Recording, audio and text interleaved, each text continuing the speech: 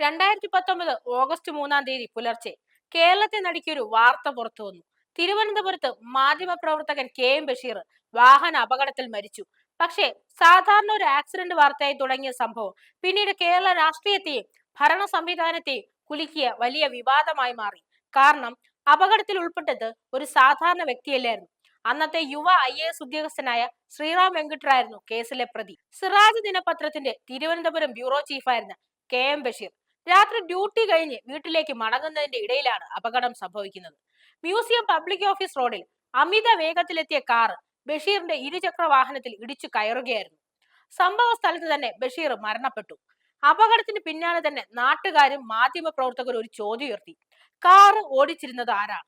ആദ്യഘട്ടത്തിൽ പുറത്തുവന്ന വിവരങ്ങൾ പ്രകാരം ശ്രീറാമിന്റെ സുഹൃത്തായ സ്ത്രീയാണ് വാഹനം ഓടിച്ചതെന്നായിരുന്നു വാദം. എന്നാൽ പിന്നീട് അന്വേഷണം മുന്നോട്ട് പോയപ്പോൾ ശ്രീറാം തന്നെയായിരുന്നു ഡ്രൈവ് ചെയ്തതെന്ന് പോലീസ് കണ്ടെത്തിയതായി അറിയിച്ചു. അവിടെയാണ് കേസ് കൂടുതൽ വിവാദത്തിലേക്ക് നീങ്ങുന്നത്. മദ്യപിച്ച് വാഹനം ഓടിച്ചിരുന്നു, മെഡിക്കൽ പരിശോധന എന്തുകൊണ്ട് വൈകി, ആർക്കെങ്കിലും രക്ഷിക്കാൻ ശ്രമിച്ചോ? ഇത്തരത്തിലുള്ള ചോദ്യങ്ങൾ ശക്തമായി ഉയർന്നു.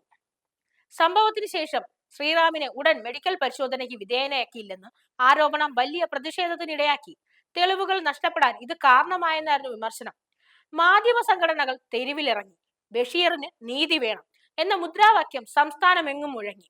ഒരു സാധാരണക്കാരനായിരുന്നെങ്കിൽ പോലീസിന്റെ നടപടി ഇങ്ങനെ ആയിരിക്കുമോ എന്ന ചോദ്യവും ഉയർന്നു. പ്രതിപക്ഷ കക്ഷികളും സർക്കാരിനെതിരെ രംഗത്തെത്തി. അധികാരമുള്ളവർക്ക് നിയമത്തിൽ ഇളവുണ്ടാകുമെന്ന വിമർശനമാണ് അവർ ഉന്നയിച്ചത്. പിന്നീട് ശ്രീറാം വെങ്കിട്ടരാമനെ അറസ്റ്റ് ചെയ്തു. അശ്രദ്ധാപരമായ ഡ്രൈവിംഗ്, മദ്യപിച്ച് വാഹനമോടിക്കൽ തുടങ്ങിയ വകുപ്പുകൾ ചുമത്തി കേസ് രജിസ്റ്റർ ചെയ്തു. എന്നാൽ ദിവസങ്ങൾക്കകം ജാമ്യവും ലഭിച്ചു. ഇതിനിടയിൽ മറ്റൊരു വലിയ ചർച്ചയുയർന്നു.